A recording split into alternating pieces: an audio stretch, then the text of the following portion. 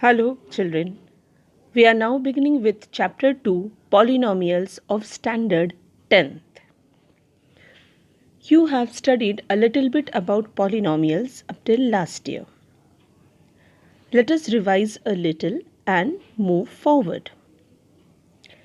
The very first topic that we are discussing is degree of polynomial. Now, children, we all know that a polynomial in X is represented as P of X. Now, if P of X is a polynomial in X, the highest power of X in P of X is called the degree of polynomial P of X. So, whichever is the highest power, that will be known as its degree of polynomial. For example, one example is written here. The degree of the polynomial 2x square plus 4x minus 5 is 2. The highest exponent, that is 2. So the degree of the polynomial is 2. Now let us learn about linear polynomial. A polynomial of degree 1 is called a linear polynomial. Degree is 1, that is the highest power is 1. So in this given example it is written 5x minus 9. X is raised to the power 1, that is its degree is 1. Such a polynomial will be known as linear polynomial. The standard form of a linear polynomial is ax plus b, wherein ab will be real numbers and a should not be equal to 0, because if a becomes 0 we are left out with b only, and it has x raised to power 0. So it won't be called as a linear polynomial. That is why the condition is a not equal to 0. The next one, quadratic polynomial. Now a polynomial of degree 2 will be called as a quadratic polynomial. Example is written over there. X square plus 8x minus 9. So the highest power is 2, and that is why it is an example of quadratic polynomial. The standard form of the quadratic polynomial will be written as ax square plus bx plus c, wherein a, b and c will be real numbers, but again similar condition, a will never be equal to 0, because if a becomes 0 the first term will not be there and we will be left out with bx plus c. That is how it will become a linear polynomial. That is why this condition is very important. A should not be equal to 0, but b and c can be equal to 0. Next is cubic polynomial. A polynomial of degree 3 is called a cubic polynomial. The example is also written over there. 5x raised to power 3, that is the highest power. So it is an example of cubic polynomial, and the standard form will be written as ax cube plus bx square plus cx plus d. Again a, b, c, d will be real numbers, but a cannot be equal to 0. With this, let us move to the next topic, that is value of a polynomial. Children, let us consider a polynomial p of x. If I want to find its value at a number k, so what I will be doing is I will be replacing x as k, where k will be one of the constants. So let me read. If p of x is a polynomial in x and if k is any real number, then the value obtained by replacing x by k in p of x is called the value of p of x at x equal to k and is denoted by p of k. So in place of x you will be substituting it as k. Here one example is solved for you. Let P of x, that is the polynomial in x, that is x square plus 2x minus 3. Here we are finding out the value at x equal to 2. So in place of x we have substituted it as 2. So P of 2 is x square, that is 2 square, plus 2 into x, that is 2 into 2, minus 3, and the final answer is 5.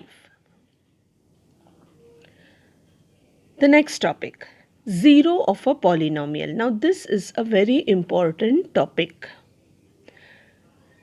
Real number k is said to be a 0 of a polynomial p of x if p of k equal to 0.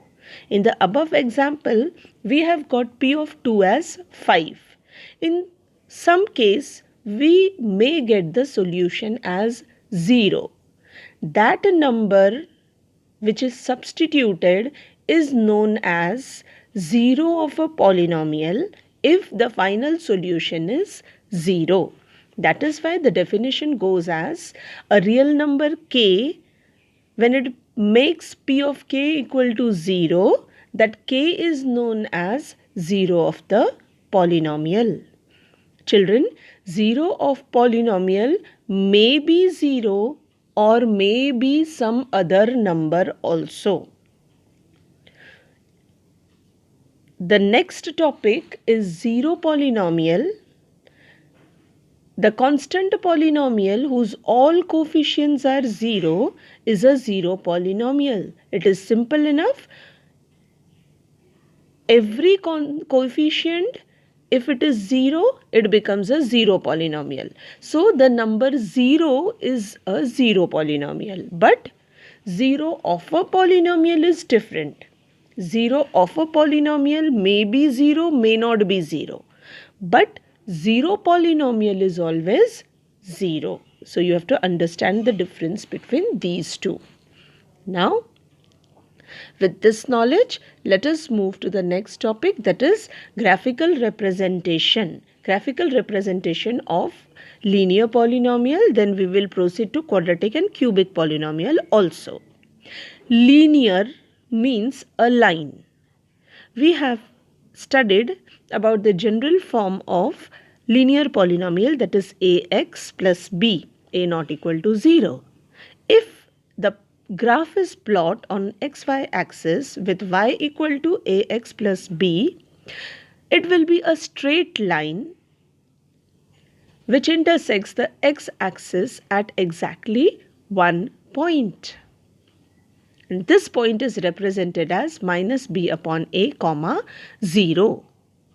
Now this minus b upon a is obtained by equating ax plus b equal to 0. That is how you get the 0 of the polynomial. And the point of intersection, it is the 0 of the polynomial. Herein, there is only one point of intersection of the graph with the x-axis. That is why it will have only one 0. The 0 of the polynomial is only 1 in number. The next is graphical representation of a quadratic polynomial. A quadratic polynomial ax square plus bx plus c, a not equal to 0. For this, if we put a graph, if we place a graph y equal to ax square plus bx plus c, it has one of the two shapes given here on the screen.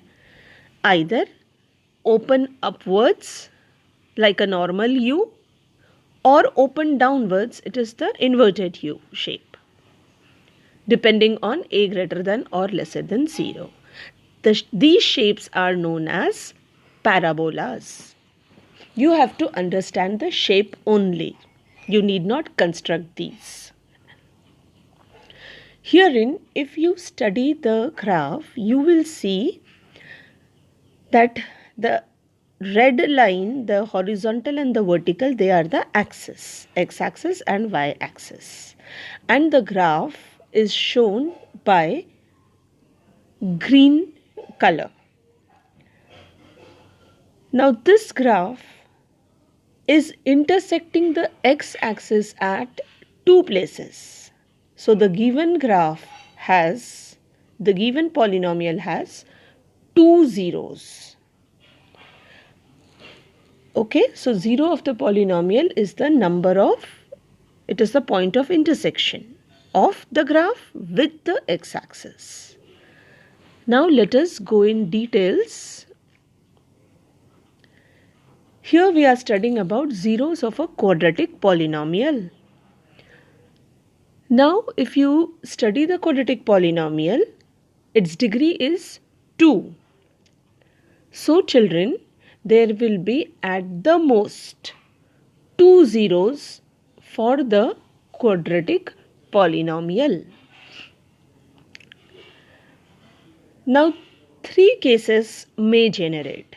The very first case wherein there are 2 zeros. If you look at the graphs shown in front, you will see that both the parabolas are intersecting the x-axis at 2 points each. So the number of zeros, they will be 2 in case 1. In case 2, the parabola is just touching the x-axis at only 1 point. So the number of 0 there is only 1. Whereas if you move to case 3, you will see that the parabola is not at all intersecting the x-axis. So the number of zeros, it is none. No 0 in these cases. So if you have a quadratic polynomial, there may be no zeros for it, only 1 zero for it, or at the most 2 zeros.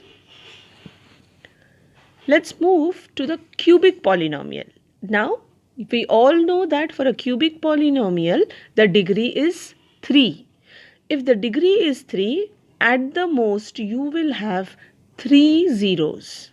The very first figure shows you that the curve intersects the x-axis at 3 points. So 3 zeros. If you look at the second example, the graph is touching or intersecting the x-axis at 2 points. So 2 zeros. And in the last case, it is only 1 point that is in common. So for a cubic polynomial, you may have at the most 3 zeros. So by looking at the graph itself, we can decide the number of zeros. Let us generalize the statement.